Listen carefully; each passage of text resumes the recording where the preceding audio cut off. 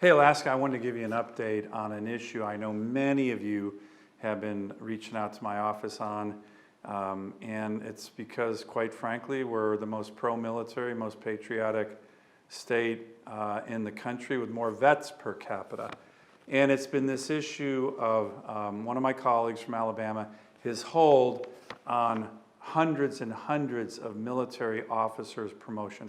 A blanket hold that has never happened in the history of the United States Senate. Over 450 1, 2, 3, and 4-star generals directly impacted, but probably hundreds more of colonels and lieutenant colonels all stopped. Now, this started with a dispute over the Biden administration's abortion policy as it relates to military members, which I do not agree with. I'm a strongly pro-life senator, and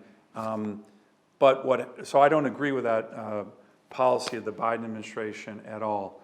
But what ended up happening was that one of my colleagues put holds on all of these military officers that kept growing and growing and growing. 10 months, I've been working closely actually with Senator Tuberville to try to resolve this, to try to resolve the DOD policy.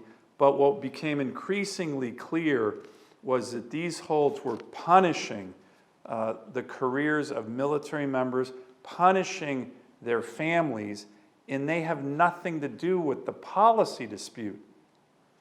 And I just thought, and I heard from many, many Alaskans, that that was not the proper way to do this. Why are we punishing some of the most heroic, brave Americans we have, who we need during a very dangerous time right now? And so I've been working closely with Senator Tuberville, with other colleagues, to get this fixed. I went on the Senate floor about 5 weeks ago and started bringing up these promotions one at a time, because Senator Tuberville said he'd be fine with that. So he didn't allow me to confirm these brave men and women. And when I was on the floor then, I said, I am making a commitment. I will work day and night until I'm able to get these brave Americans, the best that we have in our country, and their families, to get them confirmed. Well, and I kept working with Senator Tuberville on offering compromises in ways to address this. One that I mentioned last week, he agreed to today. And so just a couple hours ago on the Senate floor, 420 1, 2, and 3-star generals were confirmed. This is really important for them. Thank them for their service. If you see them, this was actually impacting some Alaskan military officers. And we'll bring up the 4-star generals here soon. But here's what I hope. Here's what I hope. And I've said this to my Democrat and Republican colleagues. I use holds a lot.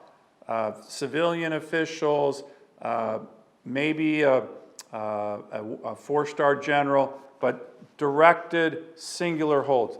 Let's agree as Republicans and Democrats never to use a blanket hold that literally by the end of this was impacting almost all the top general officers in the entire U.S. military.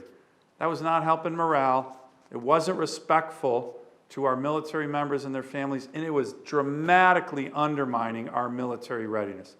This has been fixed. I made a commitment to work until we got it done, and a commitment to our troops, some of whom are in combat right now in the Middle East, that I would not allow the holidays to go by without this being done. And when I make a commitment to our troops and their families, I keep it. So that's what happened today.